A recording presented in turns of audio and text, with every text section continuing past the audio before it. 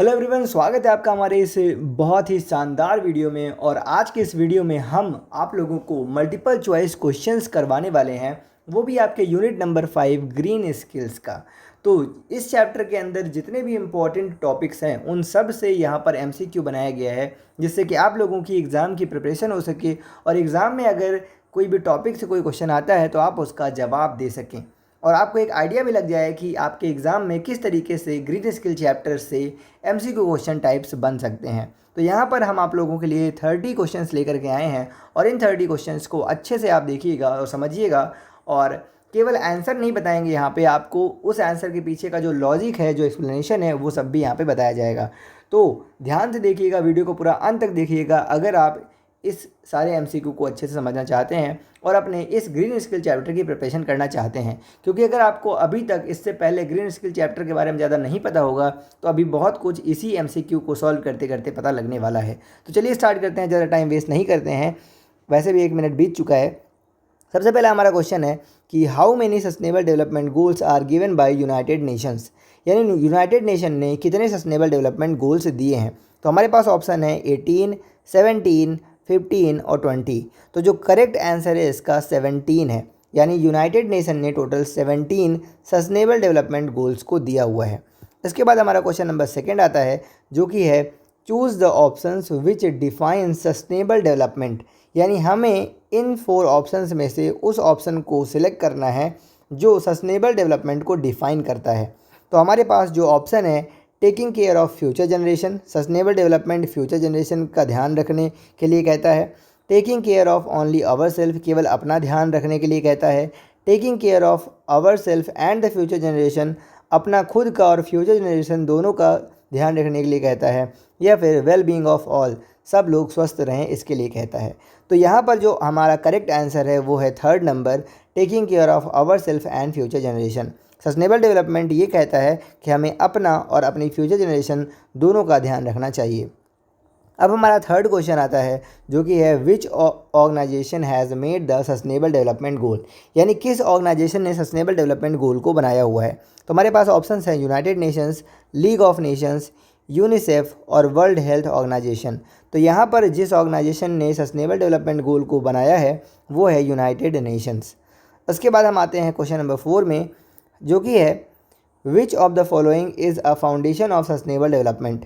तो इनमें से कौन है जो सस्टेनेबल डेवलपमेंट का फाउंडेशन है। फाउंडेशन यानी हम कह सकते हैं नींव। तो सस्टेनेबल डेवलपमेंट की नींव क्या है? रिड्यूसिंग बायोडाइवर्सिटी, बायोडाइवर्सिटी को कम करना, ये है सस्टेनेबल डेवलपमेंट की नींव। नहीं, बायोडाइवर्सिटी को कम करने से इन्वायरमेंट इफेक्ट होगा, है ना। Maximising economic growth, economic growth को बढ़ाना। Promoting the use of non renewable resources, non renewable resources को प्रमोट करना, जैसे कि कोल, पेट्रोलियम, इन सब का ज़्यादा यूज़ करना। या फिर meeting the need of present and future generation, आज की और फ्यूचर जनरेशन की नीड को पूरा करना, ये सस्टेनेबल डेवलपमेंट गोल है। तो यहाँ पर हमारा जो करेक्ट आंसर है वो है D number, meeting the needs of present and future generation. Development ऐसा होना चाहिए जिसमें हम आज की अपनी ज़रूरतों को तो पूरा ही कर सकें, साथ में जो फ्यूचर जनरेशन है हमारी, उसके लिए भी सारी चीज़ें अवेलेबल रहें, कोई चीज़ की कमी ना हो। तो ये है सस्टेनेबल डेवलपमेंट का फाउंडेशन, नींव, बेस। अब आते हैं हम क्वेश्चन नंबर 5 पर। Sustainable development require the judicious use of, यानी सस्टेनेबल डेवलपमेंट के लिए किस चीज़ का हमें दिमाग लगा करके सही तरीके से इस्तेमाल करना चाहिए। नेचुरल रिसोर्सेज का हमें सही इस्तेमाल करना चाहिए, ह्यूमन रिसोर्सेज का हमें सही तरीके से इस्तेमाल करना चाहिए, या दोनों का, या इनमें से किसी का भी नहीं। तो यहाँ पर हमें नेचुरल रिसोर्सेज का भी और ह्यूमन रिसोर्सेज का भी, दोनों का सही इस्तेमाल करना चाहिए, इसलिए इसका आंसर हो जाएगा बोथ। अब हम आते हैं अपने क्वेश्चन नंबर 6 पर। Sustainable development is necessary because, sustainable development क्यों ज़रूरी है। हमारे पास चार ऑप्शन है। क्या ऑप्शन है देखिए, it helps to promote and conserve the environment, sustainable development environment को कंजर्व करने में हेल्प करता है। It aware the people for effective use of natural resources, लोगों को अवेयर करता है कि नेचुरल रिसोर्सेज का सही इस्तेमाल कैसे करना चाहिए। फिर it aims at achieving the goal of economic and social development, इसका जो मेन एम रहता है कि हम किस तरीके से इकोनॉमिक और सोशल डेवलपमेंट को अचीव कर सकें। या फिर ये सभी। तो सस्टेनेबल डेवलपमेंट का जो हमारी ज़रूरत है वो इन सभी चीज़ों के लिए सस्टेनेबल डेवलपमेंट हमें चाहिए, इसलिए इसका आंसर हो जाएगा डी नंबर। अब आते हैं हम क्वेश्चन नंबर 7 में, जो कि है in total how many SDGs were adopted by United Nation 2015 as a universal call to action to end poverty, protect the planet and ensure that 2030 all people enjoy peace and prosperity. तो यहाँ पर overall जो question पूछा गया है कि कितने sustainable development goals को यूनाइटेड नेशन ने 2015 में लॉन्च किया था। तो टोटल 17 सस्टेनेबल डेवलपमेंट गोल्स को लॉन्च किया है ना, जिसका मेन जो एम है वो क्या है कि पॉवर्टी को एंड करना, अपने प्लैनेट को प्रोटेक्ट करना और 2030 तक सभी लोगों को एक पीसफुल लाइफ प्रोवाइड करना। तो टोटल यहाँ पर 17 सस्टेनेबल डेवलपमेंट गोल्स हैं, जो कि हम पहले भी फर्स्ट क्वेश्चन में बात कर चुके हैं। अब आते हैं हम क्वेश्चन नंबर 8 में, energy demand in developing countries will increase. यहाँ पर ये 2 गलत लिखा है, ये 2 नहीं होना चाहिए। Energy demand in developing countries will increase dash times the current level by 2030। इसका मतलब है कि 2030 तक एनर्जी की जो डिमांड है वो कितना बढ़ने वाली है कंट्रीज़ के अंदर। 4 टाइम्स बढ़ने वाली है, 5 टाइम्स बढ़ने वाली है, 6 टाइम बढ़ने वाली है या फिर 8 टाइम्स बढ़ने वाली है। तो इसका करेक्ट आंसर है कि 2030 तक जो एनर्जी की डिमांड है वो 4 टाइम्स बढ़ने वाली है। आप लोग इसे याद रखिएगा, ठीक है। अब हम बढ़ते हैं अपने नेक्स्ट क्वेश्चन की तरफ। Question number 9, the biggest problem related to sustainable development is. Sustainable development से रिलेटेड जो सबसे बड़ी प्रॉब्लम है वो क्या है। To safeguard forest, forest को बचाना सबसे बड़ी प्रॉब्लम है। To safeguard fisheries, fisheries को बचाना सबसे बड़ी प्रॉब्लम है। To safeguard crop lands, crop lands को बचाना सबसे बड़ी प्रॉब्लम है, या ऑल ऑफ दीज, ये सभी बहुत बड़ी प्रॉब्लम है सस्टेनेबल डेवलपमेंट के लिए। तो यहाँ पर हमारा जो आंसर है वो है ऑल ऑफ दीज, ये सारे सस्टेनेबल डेवलपमेंट के लिए बहुत बड़ी प्रॉब्लम है। अब आते हैं क्वेश्चन नंबर 10 पर।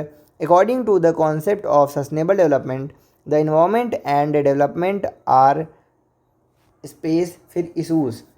यानी कि सस्टेनेबल डेवलपमेंट कॉन्सेप्ट के अकॉर्डिंग इन्वायरमेंट और डेवलपमेंट ये कैसे इशूज़ हैं, किस तरीके के इशूज़ हैं। इनसेपरेबल इशूज़ हैं या सेपरेट इशूज़ हैं या इंडिपेंडेंट इशूज़ हैं या नन ऑफ दीज हैं। तो इसका जो करेक्ट आंसर है वो है इनसेपरेबल। ये दोनों इशूज़ आपस में इनसेपरेबल हैं, इनको अलग नहीं किया जा सकता है। एक को इफ़ेक्ट करेंगे तो दूसरा अपने आप इफ़ेक्ट होगा, ठीक है। आगे बढ़ते हैं हम क्वेश्चन नंबर 11 पे। A city council wants to encourage recycling among resident. यानी एक सिटी काउंसिल है, यानी कुछ ग्रुप ऑफ लोग हैं जो किसी जगह पर रहने वाले इंसानों को रिसाइकलिंग के बारे में इनकरेज करना चाहते हैं कि किसी चीज़ को किस तरीके से रिसाइकिल करके यूज़ किया जा सकता है। वॉट स्किल, कॉम्पिटेंसी मीन्स होता है skill. What skill would be most valuable for the project coordinator responsible for this campaign. यानी इस कंपेन को लीड करने वाले पर्सन के अंदर क्या स्किल होनी चाहिए। तो पहला है experience in social media marketing, यानी सोशल मीडिया मार्केटिंग में एक्सपीरियंस होना चाहिए। Knowledge of software coding, software coding की नॉलेज होनी चाहिए। Understanding of waste management and recycling process, यानी वेस्ट मैनेजमेंट और रिसाइकलिंग प्रोसेस की उसके पास नॉलेज होनी चाहिए। या स्किल इन ग्राफिक डिज़ाइनिंग, इनमें से क्या उसके पास स्किल होनी चाहिए। तो आपको समझ में आ रहा होगा कि सी नंबर इसका करेक्ट आंसर है कि उसके पास वेस्ट मैनेजमेंट और रिसाइकलिंग प्रोसेस की जानकारी होनी चाहिए। अब आते हैं हम क्वेश्चन नंबर 12 में। A local government has launched a sustainable public transportation initiative. यानी कि जो लोकल गवर्नमेंट है उसने एक sustainable development public transportation initiative start किया है, लॉन्च किया है। Which competency is crucial for the project manager overseeing this initiative. इस इनिशिएटिव के ऊपर नज़र रखने वाले जो प्रोजेक्ट मैनेजर हैं उनके पास कैसी स्किल होनी चाहिए। Skill in software development, understanding of international trade laws, knowledge of traditional marketing technique, या फिर expertise in urban planning and transportation system. तो यहाँ पर आपके पास जो करेक्ट आंसर है वो है answer number D, expertise in urban planning and transportation system. इन सब चीज़ों के लिए सॉफ्टवेयर स्किल की कोई ज़रूरत नहीं है, इंटरनेशनल ट्रेड लॉस की कोई ज़रूरत नहीं है ना, मार्केटिंग टेक्निक की भी कोई ज़रूरत नहीं है। ज़रूरत है तो किसकी, urban planning and transportation system की। अब आते हैं हम क्वेश्चन नंबर 13 में। N urban farmer is promoting sustainable agriculture practices with in a city. यानी एक जो शहर का फार्मर है वो सस्टेनेबल तरीके से कैसे एग्रीकल्चर किया जा सकता है वो सिटी में प्रमोट कर रहा है। What is one key skill they should possess to educate the community effectively. अपनी कम्युनिटी को लोगों को सिखाने के लिए उसके अंदर क्या स्किल होनी चाहिए। Experience in corporate and finance, तो कॉर्पोरेट एंड फाइनेंस में एक्सपीरियंस होगा तो वो एग्रीकल्चर कैसे करेगा, नहीं ये तो हो ही नहीं सकता है। अब आते हैं प्रोफिशिएंसी इन डेटा एनालिसिस। डेटा एनालिसिस का भी यहाँ से क्या लेना देना है। Knowledge of local flora and फाना, यानी कि आसपास के जो पेड़ पौधे हैं जानवर हैं उनके बारे में जानकारी होनी चाहिए। एक्सपर्टीज़ इन मैकेनिकल इंजीनियरिंग, मैकेनिकल इंजीनियरिंग का भी यहाँ से कोई लेना देना नहीं है। इसका मतलब है कि इसका करेक्ट आंसर हो जाएगा आंसर नंबर सी। अब आते हैं हम बात करते हैं क्वेश्चन नंबर 14 की। विच of the following source of energy is from renewable source, यानी इनमें से ये जो एनर्जी के सोर्सेस हैं कौन सा एक रिन्यूएबल रिसोर्स माना जाता है। तो सोलर एनर्जी या वुड या कोल या पेट्रोल। तो यहाँ पर जो हमारा करेक्ट ऑप्शन है वो है सोलर एनर्जी, क्योंकि वुड है, पेट्रोल है या कोल है, ये सब कहीं भी ना कभी ख़त्म हो जाएंगे, तो ये रिन्यूएबल सोर्स में नहीं आते हैं। केवल सोलर एनर्जी ऐसा है जो रिन्यूएबल रिसोर्स में आता है, ये कभी ख़त्म नहीं होने वाला है। जब तक सन रहेगा तब तक सोलर एनर्जी रहेगा। अब आते हैं हम क्वेश्चन नंबर 15 में। Choose the option which is not a sustainable development goal according to the United Nation. इनमें से ये सब जो हैं लिखे हुए हैं सस्टेनेबल डेवलपमेंट गोल्स, बस एक नहीं है, तो कौन सा नहीं है वही बताना है। क्लीन वाटर एंड सैनिटेशन, ये हमारा सस्टेनेबल डेवलपमेंट गोल है। जेंडर इक्वालिटी, ये भी हमारा सस्टेनेबल डेवलपमेंट गोल है। पॉपुलेशन, इस नाम का कोई भी सस्टेनेबल डेवलपमेंट गोल नहीं है। और रिड्यूस इनइक्वालिटीज़, ये भी सस्टेनेबल डेवलपमेंट गोल है। तो क्वेश्चन में पूछा गया है कौन सा नहीं है, इसका मतलब पॉपुलेशन नहीं है। अब आते हैं हम क्वेश्चन नंबर 16 पर, जो कि है which of the following is the most important factor for sustainable development and help us become aware of our role as a responsible citizen. यानी सस्टेनेबल डेवलपमेंट का कौन सा ऐसा फैक्टर है जो हमें एक रिस्पॉन्सिबल सिटीजन बनने के लिए अवेयर करता है। स्पोर्ट्स, एजुकेशन, बिजनेस या इलिटरेसी। तो स्पोर्ट्स का कोई लेने देना नहीं है सस्टेनेबल डेवलपमेंट गोल से, ठीक है ना। एजुकेशन इज़ इम्पॉर्टेंट, बिजनेस का भी कोई नहीं है, और इलिटरेसी तो हो ही नहीं सकता। तो यहाँ पर एजुकेशन एक ऐसी चीज़ है जो लोगों को बताती है कि कैसे वो एक रिस्पॉन्सिबल सिटीजन बन सकते हैं। अब आते हैं हम क्वेश्चन नंबर 17 पर। विच of the following practices support sustainable development, यानी इनमें से कौन सा ऐसा है प्रैक्टिस, काम जो सस्टेनेबल डेवलपमेंट को प्रमोट करता है, सपोर्ट करता है। अर्बन डेवलपमेंट, ये तो सस्टेनेबल डेवलपमेंट को कभी भी सपोर्ट नहीं कर सकता, ठीक है, क्योंकि ज़्यादा शहर में लोग बसेंगे, ज़्यादा बिल्डिंग्स बनेंगी तो सस्टेनेबल डेवलपमेंट कैसे होगा। Over fishing the ocean, ocean में ज़्यादा फिशिंग करना, ये भी सस्टेनेबल डेवलपमेंट को सपोर्ट नहीं करता है। Using various renewable resources like solar and wind, हाँ ये आ रहा है सस्टेनेबल डेवलपमेंट के कैटेगरी में और उसको सपोर्ट करने में। Using only non recyclable product, ऐसे प्रोडक्ट का यूज़ करना जिसको रिसाइकिल नहीं किया जा सकता, ये तो कभी नहीं हो सकता। इसका मतलब यहाँ पे answer number C is correct. अब क्वेश्चन नंबर 18 है। Which of the following daily activity can significantly reduce water consumption, यानी इनमें से कौन सी ऐसी एक्टिविटीज़ है जिसके थ्रू वाटर कंजप्शन को कम किया जा सकता है। वॉशिंग कार विथ अ होज, यानी पाइप से कार को वॉश करना, इससे पानी के यूज़ को कम किया जा सकता है। लेटिंग द फॉशेट ड्रिप, यानी कि टैप को खुला रख देना जिससे कि पानी उससे गिरता रहे, इससे पानी को बचाया जा सकता है। Running the tap while brushing the teeth, brush करते वक्त आप टैप को ऑन कर दिए, वो पानी बह रहा है, उससे वाटर कंजप्शन को कम किया जा सकता है। या टेकिंग शॉर्टर शावर, कम नहाना, कम पानी का इस्तेमाल करना, इससे पानी को बचाया जा सकता है। तो अभी आपको समझ में आ गया होगा कि ऑप्शन डी ही हमारा करेक्ट आंसर है। अब आते हैं हम क्वेश्चन नंबर 19 में। What can you do to reduce plastic waste in your daily life, आप अपनी डेली लाइफ में प्लास्टिक वेस्ट को कम करने के लिए क्या कर सकते हैं।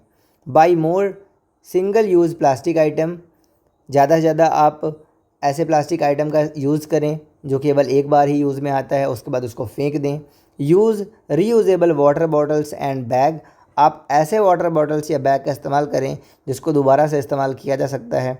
इंक्रीज़ प्लास्टिक पैकिंग यूजेस, आपको ज़्यादातर पैकिंग के लिए प्लास्टिक की चीज़ों का इस्तेमाल करना चाहिए। Burn the plastic waste, plastic waste को आपको जला देना चाहिए। कौन सा ऐसा तरीका है जिससे कि प्लास्टिक वेस्ट को कम किया जा सकता है। तो यहाँ पर जो हमारा करेक्ट ऑप्शन है वो है option number B, use reusable water bottles and bag. हमें ऐसे वाटर बॉटल्स या बैग का इस्तेमाल करना चाहिए जिससे कि हम उसको दोबारा से इस्तेमाल कर सकें। अब आता है हमारा question number 20। The life under water is majorly threatened by our habit. तो जो भी पानी के अंदर जीवन होता है, समुद्र के अंदर जो भी जीव जंतु होते हैं, प्लांट्स होते हैं, वो हमारी किस हैबिट की वजह से नुकसान में, डेंजर में होते हैं। यूजिंग प्लास्टिक, प्लास्टिक के यूज़ करने से, यूजिंग एक्सेसिव फ्यूल, ज़्यादा फ्यूल के यूज़ करने से, ईटिंग मीट, मीट के खाने से, या नन ऑफ दीज। तो यहाँ पर जो भी ऑप्शन है वो हमारा ऑप्शन करेक्ट है, दैट इज़ ए। क्योंकि ज़्यादा प्लास्टिक का हम इस्तेमाल करते हैं और उसके बाद फिर वो चीज़ जब पानी में फेंकी जाती है तो कभी सड़ती नहीं है, जिसकी वजह से वहाँ के रहने वाले जो जानवर हैं उनको काफ़ी ज़्यादा दिक्कत होती है। ठीक है, मीट खाने से या फिर फ्यूल का ज़्यादा इस्तेमाल करने से, इससे पानी में रहने वाले जीव जंतुओं को कोई फ़र्क नहीं पड़ता है। अब बात करते हैं अपने क्वेश्चन नंबर 21 की। What would you do to reduce waste. Waste को रिड्यूस करने के लिए आप क्या करेंगे। रीयूज़ वॉट एवर पॉसिबल, जो भी पॉसिबल होगा उसको आप रीयूज़ करेंगे। रिड्यूस द यूजेस, चीज़ों का कम इस्तेमाल करेंगे, जितना ज़रूरत है उतना ही इस्तेमाल करेंगे। और रिसाइकिल वॉट एवर पॉसिबल, जो भी पॉसिबल है उसको रिसाइकिल करके इस्तेमाल करेंगे, या फिर ऑल ऑफ दीज। तो यहाँ पर तो आपको समझ में आ रहा होगा कि हर चीज़ ही यहाँ पर करेक्ट है ना। अगर हमें वेस्ट को कम करना है तो हमें ये सारी चीज़ें करनी पड़ेंगी, इसलिए इसका ऑप्शन नंबर डी हो जाता है करेक्ट। अब आते हैं क्वेश्चन नंबर 22 पर। Why is protecting natural habitats is necessary for sustainability. यानी सस्टेनेबिलिटी के लिए क्यों नेचुरल हैबिटाट्स को प्रोटेक्ट करना ज़रूरी है। इट इंक्रीजेज पॉल्यूशन, क्योंकि वो पॉल्यूशन को इंक्रीज़ करता है। इट डिक्रीजेज बायोडाइवर्सिटी, वो बायोडाइवर्सिटी को डिक्रीज़ करता है, इसलिए ज़रूरी है प्रोटेक्ट करना नेचुरल हैबिटाट को। इट लीड्स टू डिफॉरेस्टेशन, ये डिफॉरेस्टेशन की तरफ हमें आगे बढ़ाता है, इसलिए प्रोटेक्ट करना ज़रूरी है नेचुरल हैबिटाट्स को। या it preserves ecosystem and support wild life, हमें नेचुरल हैबिटाट्स को इसलिए प्रोटेक्ट करना ज़रूरी है क्योंकि ये इकोसिस्टम को प्रिजर्व करता है और वाइल्ड लाइफ को भी सपोर्ट करता है, इसलिए हमारा ऑप्शन नंबर डी हो जाएगा करेक्ट।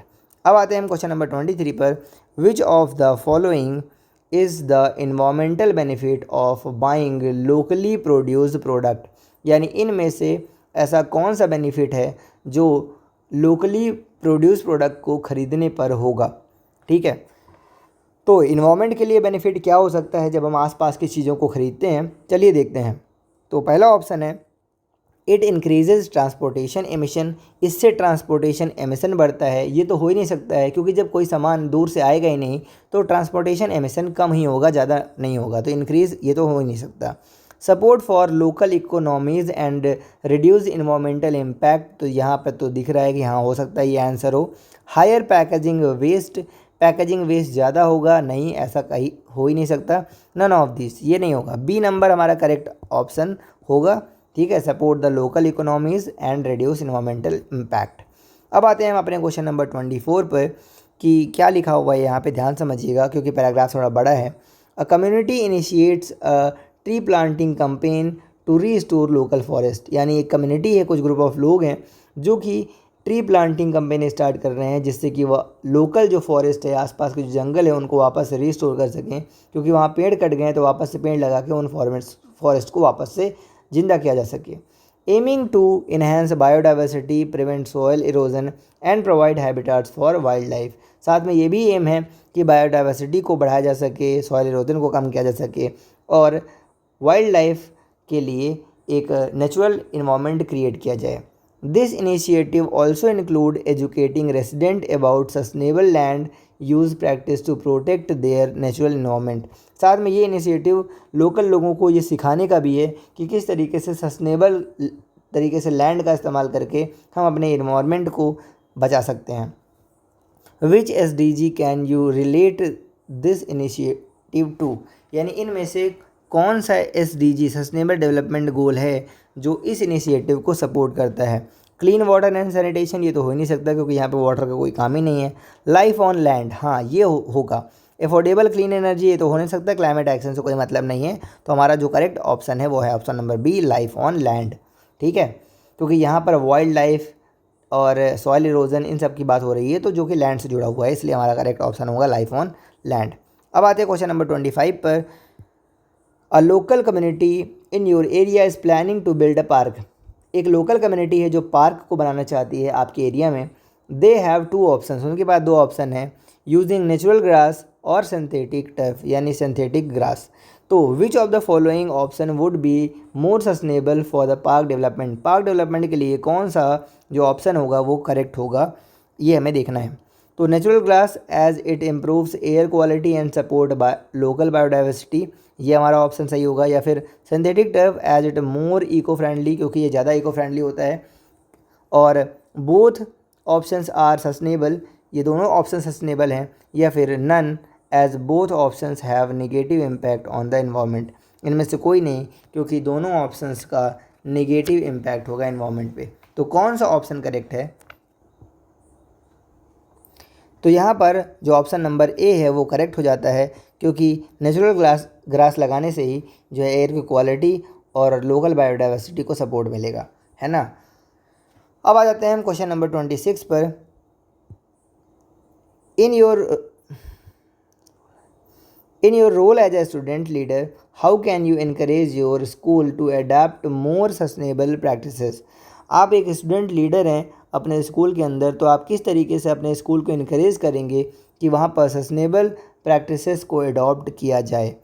तो आपके पास ऑप्शंस हैं, collaborate with teachers to integrate sustainability into the curriculum, को टीचर्स के साथ कोरिलेट करके, है ना, कोलैबोरेट करके उनको जो है कि बोलना कि आप सस्टेनेबिलिटी करिकुलम में ऐड करिए।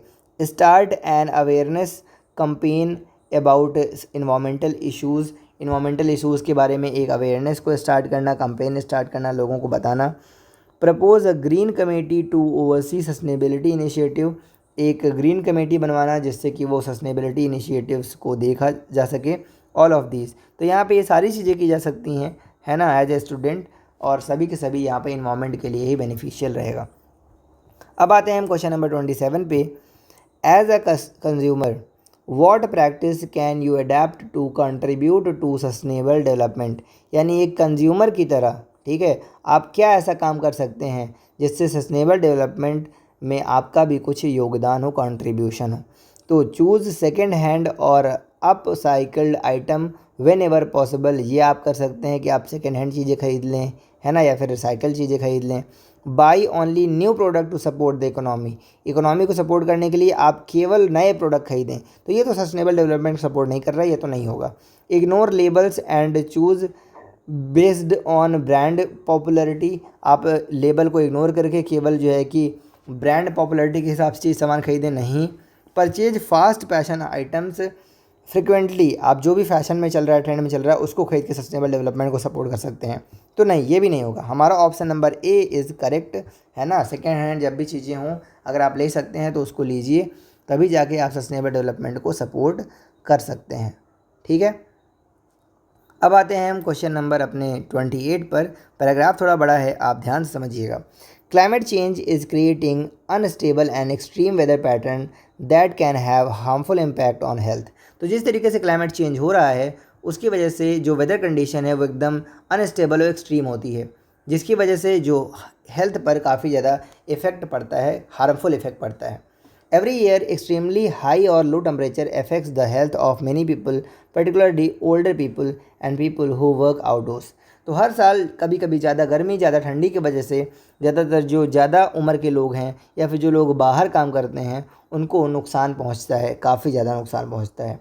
Extreme heat and cold can trigger exhaustion और heat stroke and can make existing conditions such as respiratory, cardiovascular, kidney और मेंटल डिजीज़ वर्स। तो जिस तरीके से हीट और कोल्ड इन्वायरमेंट में रहता है उसकी वजह से लोगों के अंदर जो पहले से बीमारी हैं, रेस्पिरेटरी, कार्डियोवैस्कुलर, किडनी या मेंटल डिजीज़ जो हैं वो और ज़्यादा ख़राब हो सकती हैं। तो which of the following sustainable development goal does this scenario relate to, तो इनमें से कौन सा जो है गोल है, जो सस्टेनेबल डेवलपमेंट गोल है, जो इस सिनेरियो से रिलेट कर रहा है। क्लाइमेट एक्शन, यानी क्लाइमेट के लिए एक्शन लेना ज़रूरी है। Sustainable cities and communities, life on land या लाइफ बिलो वाटर। तो आपको यहाँ क्लियरली समझ में आ गया होगा कि यहाँ पे क्लाइमेट की बात हो रही है, तो यहाँ पे क्लाइमेट एक्शन होगा हमारा करेक्ट आंसर। अब क्वेश्चन नंबर 29 है, the concept of sustainable development was popularised in, यानी कि जो ये सस्टेनेबल डेवलपमेंट का कॉन्सेप्ट है ये किस ईयर में पॉपुलर हुआ? 1985 में, 1986 में, 1987 में या 1988 में? तो इसका जो करेक्ट आंसर है वो है 1987। इस ईयर में सस्टेनेबल डेवलपमेंट गोल पॉपुलराइज हुआ था, लोगों को इसके बारे में पता चला था।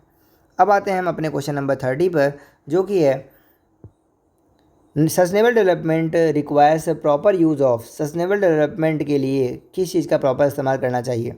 नेचुरल रिसोर्सेज का, मैन मेड रिसोर्सेज का, ह्यूमन रिसोर्सेज का, या बोथ ए एंड बी, नेचुरल और मैन मेड दोनों रिसोर्सेज का? तो यहाँ पे हमारा जो ऑप्शन नंबर डी है वो करेक्ट हो जाएगा, क्योंकि इसके पहले भी हम बात कर चुके हैं। अभी यहाँ पे क्वेश्चन नंबर 31 भी है, 32 भी है और 33 भी है।